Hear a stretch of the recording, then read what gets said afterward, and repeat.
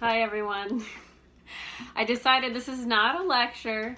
I don't have a PowerPoint, but I decided I wanted to just talk with you a little bit more about the final project, because with the last set of lectures that I made, I was running out of steam and I was running out of time, and I had already done about 2 hours of lecture, and I thought, oh, they're not gonna want to continue on this. So maybe because this is separate, you'll be more inclined to look at it.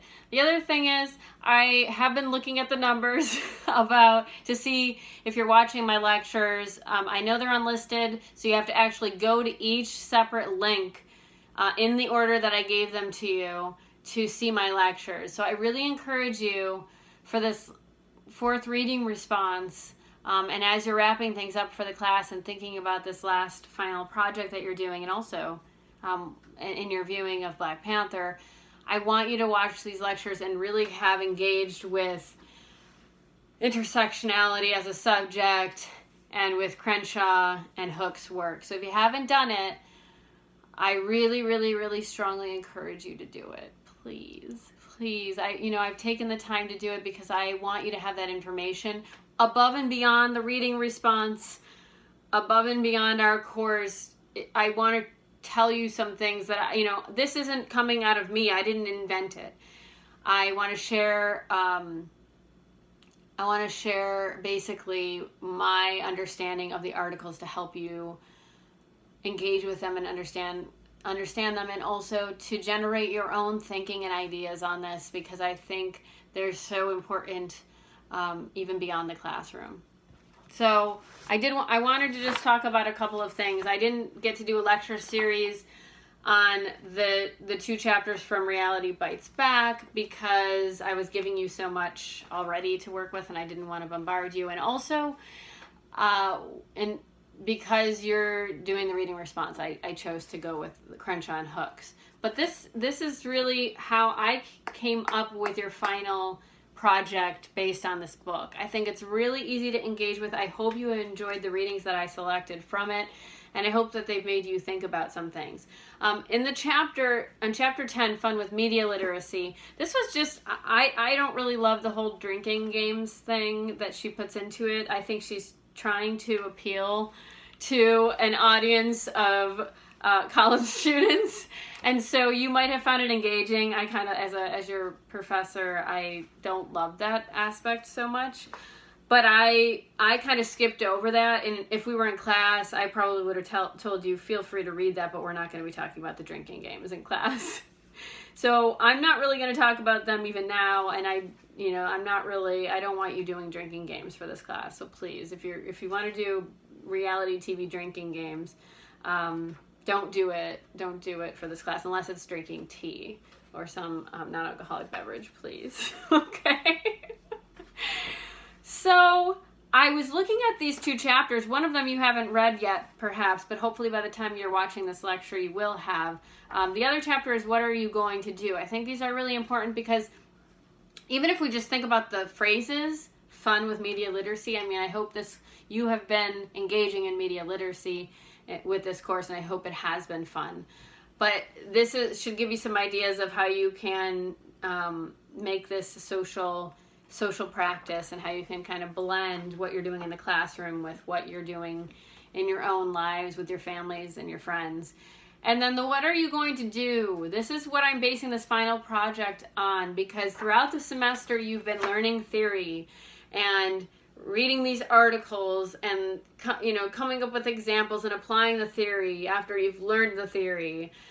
And what I want for the last project is for you to come up with something that means something to you, where you're taking everything. You're taking the theory and you're using the theory to basically now do something that matters to you in the media, in pop culture, in your lives. And this also works really well with our coronavirus situation, because you have circumstances now where you need flexibility, and I hope that you feel that this assignment gives it to you. I do want to say that I already received a couple of emails from people proposing ideas for the final project, and I just want to say they are amazing ideas. I am so proud of you. I am so proud of your ideas. They're so creative and exciting and meaningful, And not just to you, but also to me reading them, I'm like, oh my gosh, I'm not just excited for me to review whatever project you've done, but I'm excited for you to share that with others. And I really wanted to ask if you do come up with a final project where you are going to do something public and you are going to share it with others, please let me know. And if you want me to share it with people that I know, with people in my social circles, on my social media sites, I will be so proud and happy to do that. So you let me know. I will not share anyone's work without a prompt from you or something. But what I feel is I always have this happen at the end of the semester, even though I've not done this particular project, that students will write final projects and final papers, and they're so amazing. And I just want to say, everyone, look at my students' work. Look at what they're doing. They're changing the world. They're doing these great things. Look, so I have this proud, I guess it's motherly moment where I am so proud of the work that you've done, and I do want to share it. However, I can't share it unless you want me to, or if you share it online, find me, I will pass it along to people that are in my circle to share your work with others if that's what you wish. So you have to let me know, though. That's something that's not gonna come from me without your request. Okay, so I don't need to go through all of this, but I do kind of want, maybe if you hear me saying it, it will give you some more ideas, and I am going to respond to the emails that I've received to let you know.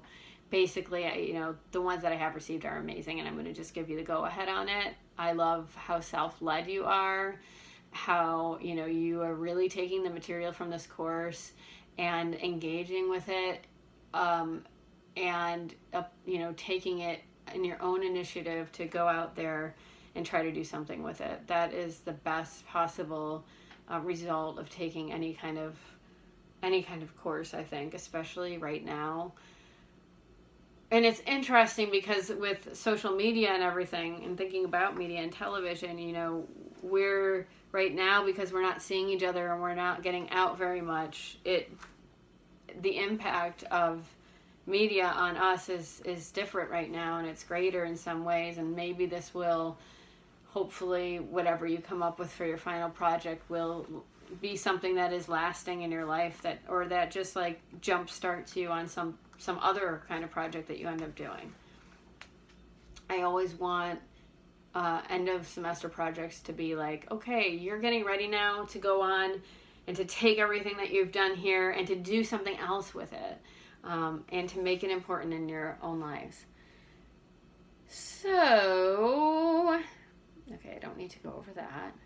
So the aim of this project is to allow you to be active participants in media meaning making. So we talked about meaning making through Stuart Hall's ideas and theories of representation, and now you get to think about how you're going to contribute to that. How are you going to make meaning, and specifically media meaning?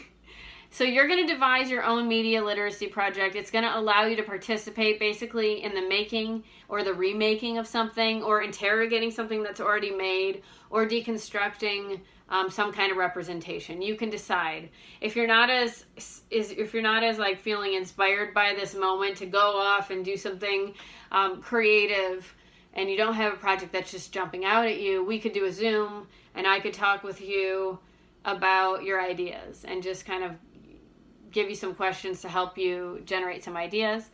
And you could also take a more writing-oriented approach and do some critical work where you will, like, criticizing other works or something like that. So I gave you that option to do that. So the assignment is an opportunity for you to follow Posner's lead in order to, have fun with media literacy. So really the key thing here is that I do want you to really have fun. I'm not just saying this because I think this whole subject of gender and pop culture is so fun and interesting. I'm also and I'm also recognizing that many of you are going through really difficult things right now, and you might be thinking, stop this. This is BS. This can't possibly be fun. But because I've given you the creative freedom to do really what you want with this project, you can make it fun. So, like my daughter, who is 12, is currently obsessed with Japanese anime.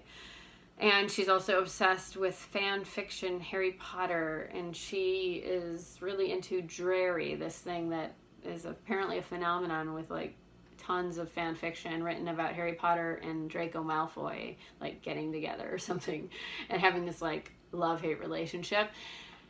And so, you know, for her, if I were working with her, you know, and she was coming up with a project, she would do it based on her interest. She would do it having something to do with Japanese anime. So something she's already interested in and passionate about, and then coming up with something for this class. So find something, take something that you're already thinking about, that's on your heart, that's, you know, on your mind, that's like been bothering you, or that you just love to think about, you're obsessed with it, whatever it is. Take that and use that as whatever, even if you don't have an idea, a clue as to what you're going to be doing, just like start with that. Hey, I'm really like, I love reading crime fiction. Okay, whatever it is for you that you're just really into, or looking at the news or something, start with that. Then go to Posner's chapter, the 2 chapters on media literacy and doing something with it. And then see what you might come up with for your own little idea. And this doesn't have to be like so extravagant. These projects are going to be meaningful to you. So if you would love to orchestrate, like using this first chapter from with media literacy, she does this backlash bingo, and she does viewing nights, screening nights with family. If you would love to, you know, stay within your family and not have to create something on a website or do something like that, you can create an activity for the people that you're living with, whether they're your roommates or your family members or something like that. Or you can do a Zoom, and you can like lead your own Zoom with your family members and do a game that you come up with that is made up, you know, using inspiration from these chapters, but maybe takes on issues that you're really interested in. So if you're a really big fan of Star Trek and you're obsessed with Star Trek, you might want to just start thinking about the theories that we've read about, and about gender, and maybe about cyborgs, and maybe come up with your own activity based on those things. Or watching an episode of Star Trek that you're going to develop a sort of group analysis of and game about, which, let's see. So with the Backlash Bingo, she has this party. Obviously this was not written in the situation that we're having right now.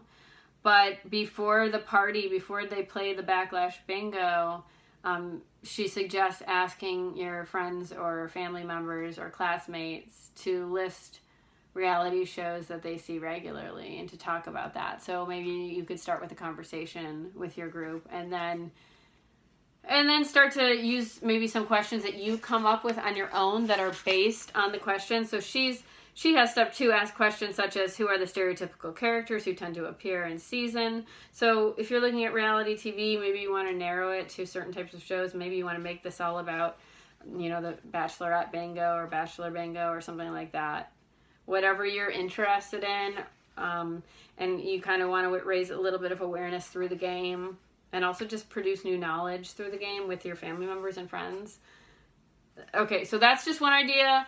And I gave you a lot of different ideas. I did stress in this assignment sheet that the project itself does need to involve some kind of writing. It's not going to be, it depends on how much of a creative component you include. But you have to have, if your whole project is devised in writing, then you have a different length requirement than you would for the writing portion. Like if you have like an online component, or you make a video or something like that. So I've given you these 2 kind of paths that you can choose from. Path 1. If the project is devised in writing, that means the project itself is written. So your creative project is your writing. It's a creative writing project. Examples of devised writing projects might be a post that you write for a blog. So say you love to read articles from a certain magazine, and you want to submit something to their, you know, to HuffPost or to whatever you look at, Jezebel. Find some kind of magazine, blog, journal, and write an article that you can submit to them. And then that article will count as your creative project. So the minimum length requirement if you take the writing only project is 5 pages double spaced, okay, following our usual conventions with Times New Roman 12 font. This length requirement will vary though if you're writing for an online magazine. So say you want to write an article but they have a length requirement that's not the same. Then if it's a really short article, like it's only 3 paragraphs long, or you want to contribute to some kind of like blog post where people are commenting and you want to include your comments or something like that, like you're participating in a community conversation, but then you've got to basically, you can take that 3 paragraphs and include it, but you have to write the rest. So you have to meet the 5-page length requirement. The rest of it then, if your creative writing project is less than 5 pages, then you do the rest in reflection, talking about, what you wrote, what response to it was, or what you plan to do with it. If the project is primarily made and is not primarily written, it's created in other ways, and involves an action that you're going to take, then you can do the project however you wish, and then a short reflection needs to be written that needs to be 3 pages double spaced. If you choose this option, you have the liberty of being as creative as you wish in the way that it's devised, as long as you can talk about, basically, you have to write a meaningful reflection that shows what this meant to you, why you did it, what kind of impact it could possibly have. You have to show that this is meaningful, not just to you, but has a maybe greater meaning. And who might it affect, and who might it have meaning, like who might be affected by its meaning, but also like what kind of meaning is it creating? Think about those theoretical tools. I want you to be able to talk about your own work, referring to some of the theories and ideas that we've encountered throughout the semester. So I have all these ideas here that are a mix of ideas suggested by Jennifer Posner and what are you going to do, how you can transform the media starting today, and then some of my own thoughts as I was coming up with this. So you could come up with some kind of game. Make your own counter ad. So if you see an ad that really bothers you or makes you laugh or something, and you want to do a response ad to it, a parody of it, a corrective kind of thing, or you want to just take the ad and write a paper about how you would change it and how you would do it differently and design your own ad, kind of a script and everything, you could do something like that. But that would be the writing one. Other examples might be creating fan fiction. So you could write your own fan fiction, but it's got to have this kind of like context provided in the fiction to let me know what issues you're speaking to, and then the reflection has to explain to me why you made the creative writing choices that you did when you did it. Okay, creating your own educational media guide for viewers. So some of the videos that we watched this semester, just a couple of them because we haven't had that much time, have been people doing talking about Cinderellas, all different Cinderellas across time, and sort of doing a certain lens on it, like looking at the clothing of Cinderella and maybe doing it with gender in mind. Someone has done that. So you might do your own review where you could create like a video and talk about, go back to our fairy tale unit and the theory that we were using at that time with Mulvey, and come up with a video where you, maybe your voice is in the background, but you use pictures, and maybe you choose a fairy tale that's been represented in lots of different ways in movies and has come up. Like we saw how Cinderella is just like, has been in so many different contexts, so many different Cinderellas, and just how it comes up in everyday life. Like I just found myself singing a Cinderella song for a Disney sing-along with my family like a couple of days ago, and I'm like, oh, Cinderella. And then in my book of poetry that I wrote, I also have a Cinderella reference in there. So if you just like take a subject that you're interested in and look for its history and look for references and all these different kind of representational meanings, bring Hall in, use some of those terms in your reflection, but use them as generative for your own ideas and the creativity that you generate. You could do a voiceover with your voice, but just showing images or little scenes from things, and kind of make like your own podcast or something like that for something you care about. Or you could take some of the theories and apply it to your own life and do something more personal. I know that One or two of you are already planning on doing something very personal, and I am totally in support of it. You're taking all of these ideas that we've encountered and showing and making them have meaning in your lives. It's beautiful. It's wonderful. Okay, so that's basically, I think, I just wanted to talk with you through it. So if you're feeling overwhelmed by just like reading sheets of everything, maybe hearing my voice and seeing me talk about it. So I have the grading criteria on there. You can look through them. I encourage you to check in with me if you want feedback, if you just want to, ease your anxiety and make sure everything's okay. But otherwise, I'm so excited, and I am going to try to do a Zoom with you before the end of the semester. We'll see who can make it, just to see how you are. We don't have to talk about gender. We can talk about whatever you want to talk about. And I think that's it.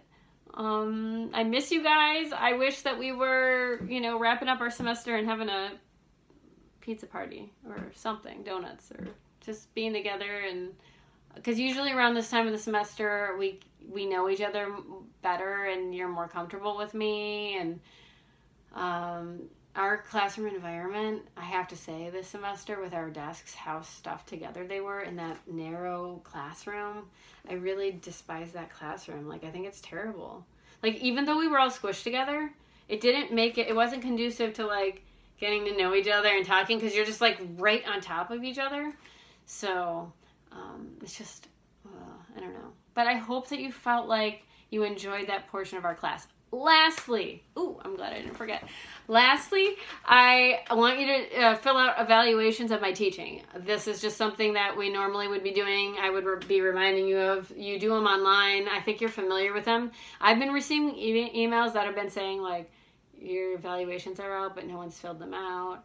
So if you could fill out the teaching evaluations, that would be much appreciated.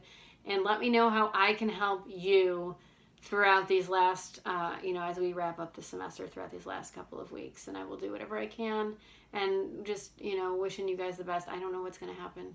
I don't know what's going to happen next semester, but we'll see. Okay. All right.